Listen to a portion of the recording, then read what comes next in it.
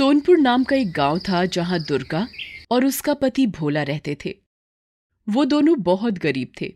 उनकी कोई औलाद नहीं थी, इसलिए वो दोनों बहुत दुखी रहते थे। उनकी शादी को 5 साल हो चुके थे, लेकिन औलाद का सुख उन्हें अभी भी नहीं मिला था। एक दिन दुर्गा अपने पति से कहती है, सुनो जी, हमारी शादी को इतने साल हो गए, लेकिन भगवान ने अब तक हमारी नहीं सुनी। हाँ, तू कहती है ना कि भगवान पर भरोसा रखो, उसके घर देर है अंधेर नहीं। वो दोनों बात कर ही रहे होते हैं कि भोला की माँ वहां पर आ जाती है और वो कहती हैं, देख भोला बेटा, मैं तो कहती हूं कि तू दूसरी शादी कर ले। ये दुर्गा तो हमें पोते का सुख नहीं देने वाली। माँ की यह बात सुनकर दुर्गा रोने लगती है और भागकर घर के मंदिर में देवी माँ के सामने बैठकर रोने लगती है। माँ, तू भी कैसी बेकार की बातें करती है, बेचारी को रुला दिया तूने। ऐसा कहकर वो दुर्गा के पास चला जाता है। वो दुर्गा से कहता है, देख दुर्गा, रो मत। इस बार नवरात्रि में हम दोनों ही माँ से प्रार्थना करेंगे और उसके पूरे 9 के 9 व्रत रखेंगे। शायद वो इस बार हमारी मनोकामना पूरी कर दे। हाँ जी, तुम ठीक कहते हो। इस बार तो देवी माँ को मेरी पुकार सुननी ही पड़ेगी। कुछ दिनों में नवरात्रि शुरू हो जाती है। बेचारे दोनों ही बहुत गरीब थे।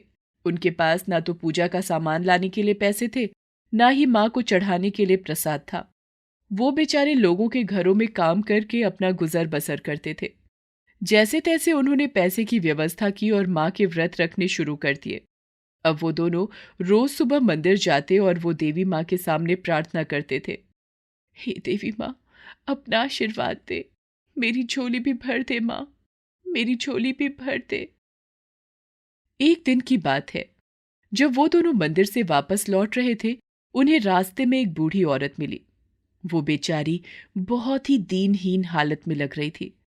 बूढ़ी औरत उनके पास जाती है और उनसे खाने के लिए कुछ मांगती है, लेकिन उनके पास तो कुछ नहीं था।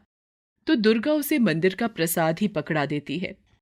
प्रसाद लेकर वो बूढ़ी औरत बहुत बहुत खुश होती है और उन्हें आशीर्वाद देकर वहां से चली जाती है। वो दोनों भी घर चले आते हैं।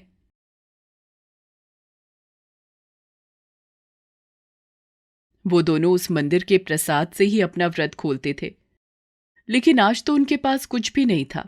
तो बेचारे दोनों ने पानी पीकर ही अपना व्रत खोला। दूसरे दिन भोला अपने काम पर जा रहा था। तभी वो बूढ़ी औरत उसके सामने आ जाती है और अचानक जमीन पर गिर जाती है। भोला भागकर उसके पास जाता है और उसे उठाकर एक जगह पर बिठा देता है। वो बूढ़ी औरत भोला से कहती है, बेटा, बहुत भूख लगी है, कुछ खाने के लिए दे दे। अरे माई, मेरे पास तो कुछ भी नहीं, मैं तुझे क्या दूं।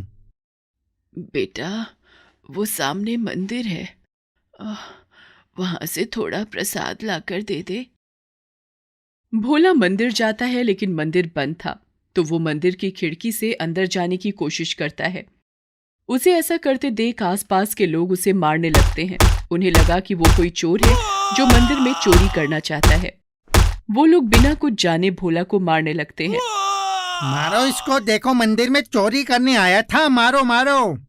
अरे भाइयों, मैं चोर नहीं हूं, मैं तो यहाँ पर प्रसाद लेने आया था। भोला कहता रहता है कि वो चोर नहीं है, पर वो लोग उसकी एक नहीं सुनते और उसे मारते रहते हैं और फिर उसे मंदिर से दूर फेंक देते हैं। उन लोगों के जाने के बाद भोला उठता है। वो देखता है कि वो बूढ़ी औरत वहीं जमीन पर गिरी हुई थी।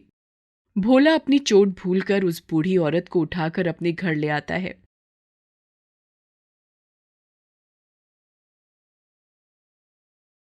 घर आकर जब उसकी माँ ये सब देखती है तो वो भोला से कहती है, अरे मेरे भोले बाबा, ये किसे उठाकर ले आया?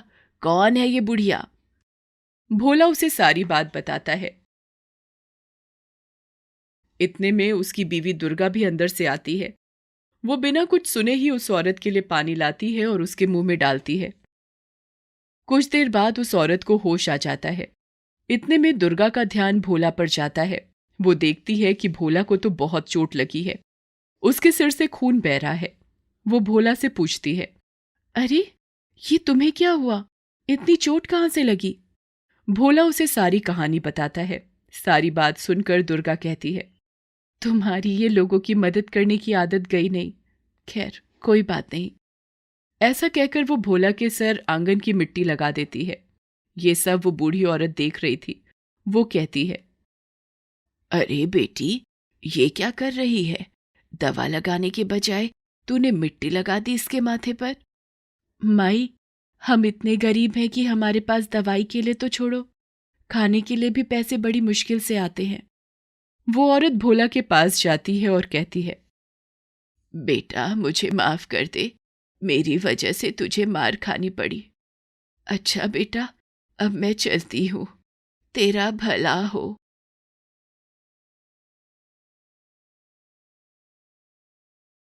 वो उसके घर को चारों तरफ देखती है, फिर वो पूछती है, अरे बेटा, तेरे घर में बच्चे नहीं हैं क्या?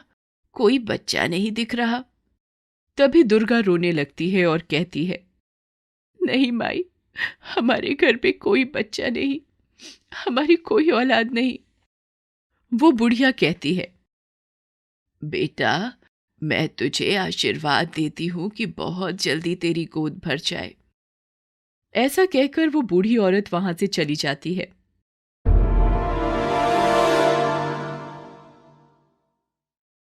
माँ भोला से कहती है, तुम दोनों एक ही थाली के चट्टे बट्टे हो, ना जाने किसकी किसकी मदद किए फिरते हो, तुम्हारा कुछ नहीं हो सकता। ऐसा कहकर वो वहां से चली जाती है। रात के समय दुर्गा और भोला दोनों सो रहे थे कि तभी दुर्गा को एक सपना आता है। वो देखती है कि दुर्गा माँ उसे एक बच्चा दे रही है। तभी उसे कुछ आवाजें आती हैं। वो उठकर देखती है तो घर के बाहर एक बच्चा रो रहा था। दुर्गा भागकर उस बच्चे के पास जाती है। वो चारों तरफ देखती है पर वहां कोई नहीं होता। वो भोला को कहती है, सुनो जी, ये बच्चा ना जाने यहाँ कहाँ से आ गया और आसपास कोई दिख भी नहीं रहा, ना जाने किसका होगा, क्या करे?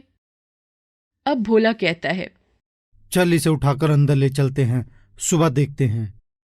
वो बच्चा जोर जोर से रो रहा था, लेकिन जैसे ही वो दुर्गा की गोद में आता है, वो दुर्गा को देखकर हंसने लगता है और चुप हो जाता है, जैसे कि दुर्गा ही उसकी माँ हो। भोला भी ये देखकर हैरान था।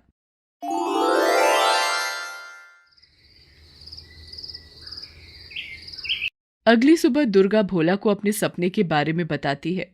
सब जानकर भोला बहुत खुश होता है। तू देखना दुर्गा, बहुत जल्दी तू भी माँ बन जाएगी। अगले दिन वो दोनों मंदिर जाते हैं। आसपास के लोग भोला को पहचान जाते हैं कि ये तो वही आदमी है जो उस दिन मंदिर में घुसने की कोशिश कर रहा था। वो लोग भोला के पास आते हैं और उससे माफी मांगते हैं और कहते हैं, भाई हमें माफ कर दो, उस बूढ़ी औरत ने हमें सब कुछ बता दिया था कि तुम उस दिन उसके लिए खाने की तलाश में मंदिर में जाने की कोशिश कर रहे थे। इतना कहकर वो लोग चले जाते हैं। भोला और दुर्गा देवी माँ के सामने पूजा करते हैं। तभी दुर्गा की झोली में एक फूल गिरता है। दुर्गा बहुत खुश हो जाती है। वो समझ जाती है कि ये दुर्गा माँ का आशीर्वाद है। वो दोनों घर वापस आ जाते हैं। घर पर उसकी माँ खुशी से नाच रही थी। उसे घर के एक कोने से पैसे से भरी एक पोटली मिली थी। वो भी समझ गई थी कि जरूर ये देवी माँ का ही आशीर्वाद है। भोला अपनी माँ को सारी बात बताता है। माँ भी ये बात सुनकर पिघल जाती है और दुर्गा को अपने गले लगा लेती है और उससे माफी मांगती है। वो तीनों मिलकर दुर्गा माँ को प्रणाम करते हैं। उसी रात दुर्गा को रात में सपना आता है और उसे देवी माँ दर्शन देती है और उनसे कहती है कि तुम दोनों से मैं बहुत खुश हूँ। तुमने जिस तरह से मेरी सेवा की, उसी से प्रसन्न होकर तुम्हें सदा सुखी रहने का आशीर्वाद देती हूँ। और फिर उनका जीवन बिल्कुल बदल जाता है। उस पैसे से भोला ने अपना व्यवसाय शुरू कर दिया था, जिससे उसको बहुत मुनाफा होने लगा और कुछ समय बाद दुर्गा ने भी एक सुंदर सी लड़की को जन्म दिया। जय हो देवी माँ। देवी माँ के आशीर्वाद से आज मेरे घर पर भी देवी ने जन्म लिया है। ये ले माँ, तू दादी बन गई है आज। जय हो माँ, तेरा लाख लाख शुक्र है कि मरने से पहले मैं दादी बन गई। भोला और दुर्गा अब धन दौलत वाले हो चुके थे, पर उन्होंने अब भी लोगों की मदद करना नहीं छोड़ा था। वो हर रोज किसी न किसी गरीब और जरूरतमंद को खाना कपड़े दान देते हैं।